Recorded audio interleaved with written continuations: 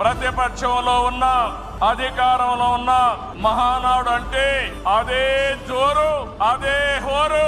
మీ ఉత్సాహం చూస్తే నా మనసు ఉప్పొంగుతా ఉందని చెప్పి తెలియజేస్తున్నా.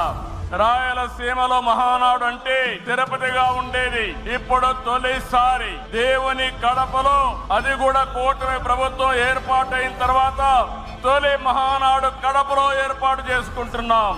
ఈ రోజు కడప గడ్డపై జరుగుతున్న ఈ మహానాడు చూస్తే ఎన్నికలై ఏడాది జరుగుతున్నా మీలో ఆ కసి, ఉత్సాహం, ఉద్వేగం ఏమాత్రం తగ్గలేదు. నేను చాలా మహానాడు చూశాను.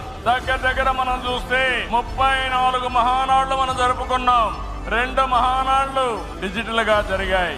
అయితే ఈసారి కడపలో, దేవుని గడపలో జరిగే మహానాడు ఒక చరిత్ర సృష్టించబోతుంది.